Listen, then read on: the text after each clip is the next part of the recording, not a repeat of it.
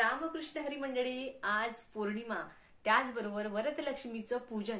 सकाळीच वरदलक्ष्मीचं पूजन करून झालंय, आरती सुद्धा झाली, कहाणी सुद्धा वाचून झाली. पण आता तुमच्याबरोबर ती कहाणी मी शेअर करते आणि त्याचबरोबर मी पूजा मांडणी कशी केली त्याचा व्हिडिओ सुद्धा मी तुम्हाला आज दाखवते. त्याचबरोबर बघा, जरजीवंतिकेचं पूजन देखील सकाळीच झालेलं आहे आणि संध्याकाळी ची तयारी सुद्धा करून ठेवली आहे, कारण संध्याकाळी आपल्याला सत्यनारायण पूजन करायचंय. अतिशय सुंदर असा योग आला आहे. पौर्णिमेच्या दिवशी वरदलक्ष्मी व्रत आहे, शुक्रवार आहे, जरजीवंतिकेचं पूजन, विष्णूची सेवा, माता लक्ष्मीची सेवा, खूपच सुंदर योग आहे. आपल्या श्रीयंत्रावर माता लक्ष्मीच्या मूर्तीवर कुंकुमार्चन करायला विसरू नका. त्याचबरोबर कुलदेवच्या टाकावर देखील करू शकता. काहीही नाही मिळालं तर एक सुपारी माता लक्ष्मी स्वरूप म्हणून किंवा 1 रुपयाचं नाणं माता लक्ष्मी स्वरूप म्हणून त्यावर कुंकुमार्चन केलं तरी सुद्धा चालतं. कुंकुमार्चन करताना कुठला मंत्र येत नसेल तर ओम महालक्ष्मी नमो नमः असा मंत्र म्हणत देखील तुम्ही कुंकुमार्चन करू शकता. कनकधारा स्तोत्राचं आवर्जून पठण करा. पठण करायला वेळ नसेल, कामं करता करता श्रवण करा. एका जागेवर बसून करता आलं तर अतिशय उत्तम, पण जर नाहीच वेळ मिळते तर लावून द्या, ते ऐका. त्याचबरोबर व्यंकटेश स्तोत्राचं पठण करायचं आहे आपल्याला आजच्या दिवशी. त्याचबरोबर विष्णू सहस्त्रनाम 108 नाममोली घ्यायची आहे तुम्हाला.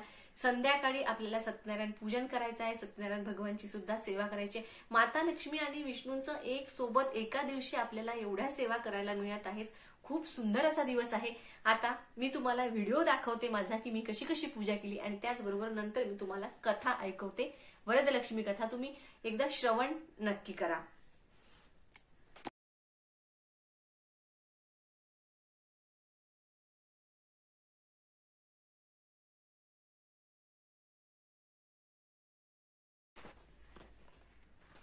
बघा, तुम्हाला पूजा दाखवते.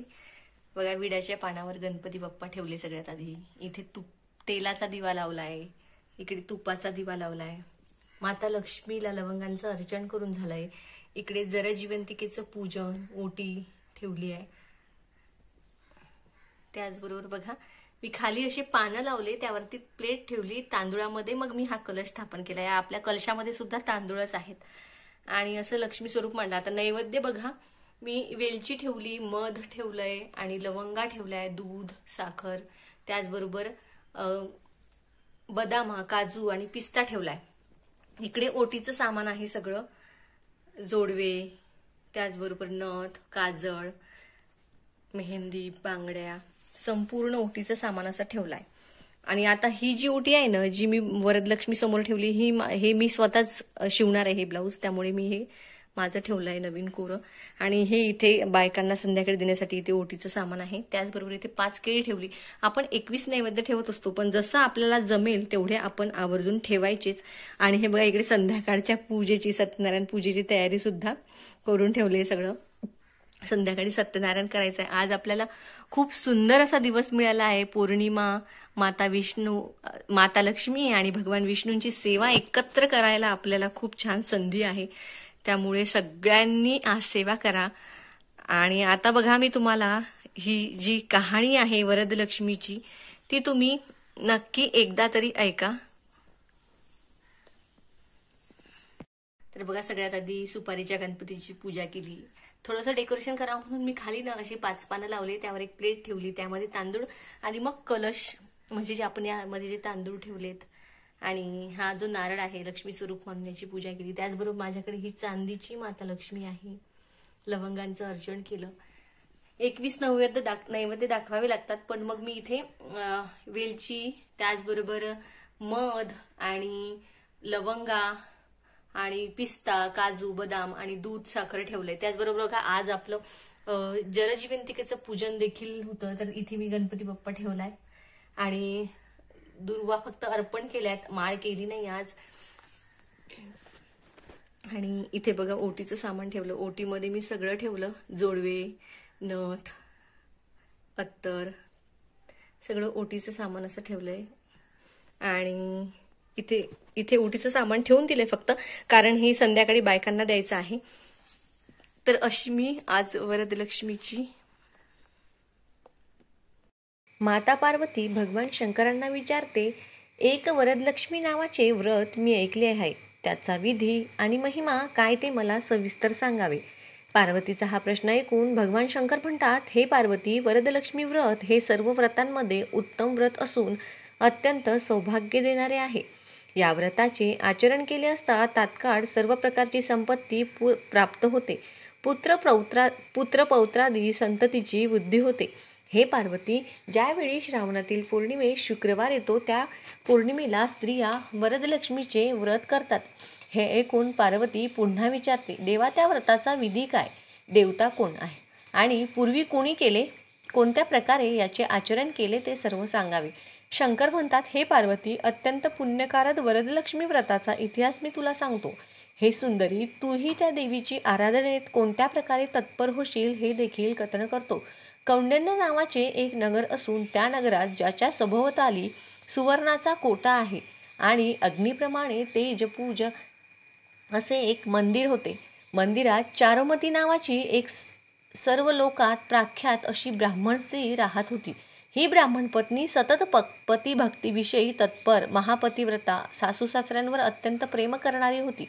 तिची कांती चंद्राप्रमाणे असून तिचे भाषण फार मंजूळ होते. तिचे सदा सर्व काळ प्रसन्नचित्त व पवित्र आचरण पाहून प्रत्यक्ष लक्ष्मी तिच्या स्वप्नात आली आणि म्हणाली, हे चारुमती, इकडे ये. वरदलक्ष्मीच्या प्रसादाने तुझे कल्याण असो. तुला मी एक गोष्ट सांगते, ती ऐक.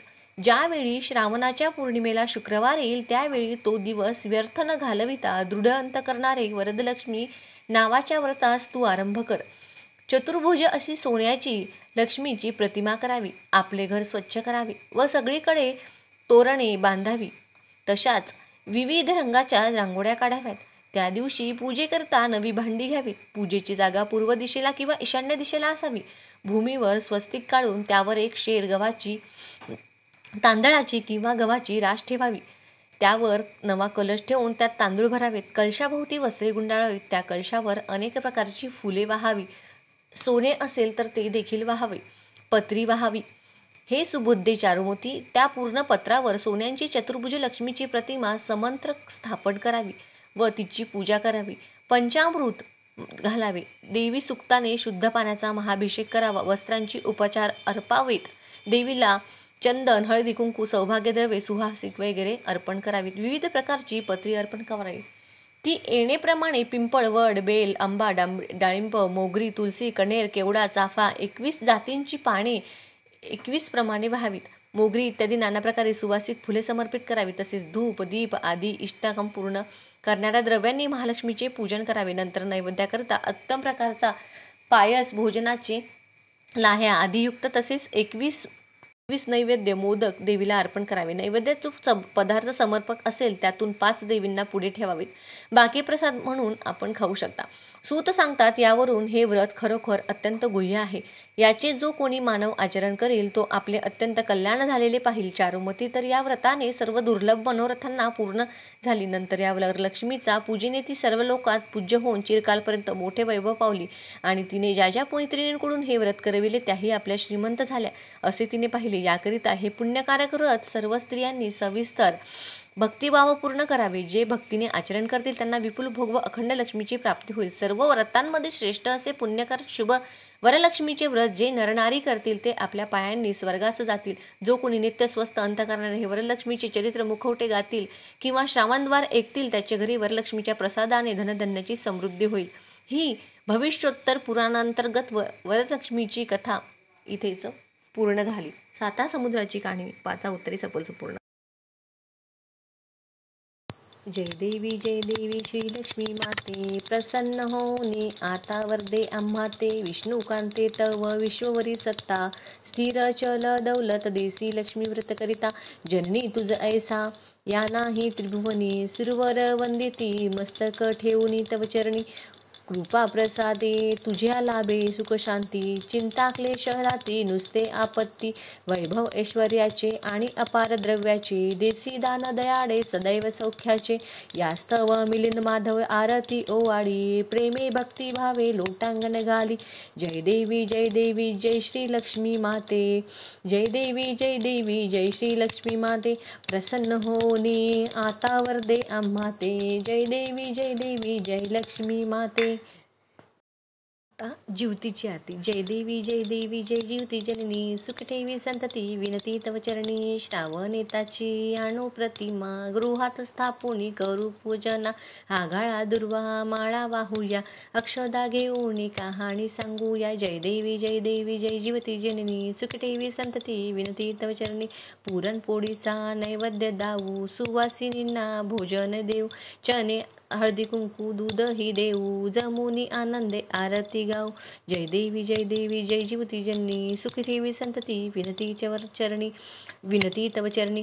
सटवीची बाधा होई बाळांना, सोडवी तिथून तुची तयांना. माता यासाठी तुझला करी प्रार्थना, पूर्ण ही करी मनोकामना. जय देवी जय जीवती जननी, सुख ठेवी संतती विनती तव चरणी. तुझ्या कृपेने सौख्य नांदू दे, वंशाचा वेल नीट वाढू दे. सेवा हे व्रत नित्य घडू दे, मनूचे हेतू पूर्ण होऊ दे. जय देवी जय जीवती जननी, सुख ठेवी संतती विनती तव चरणी.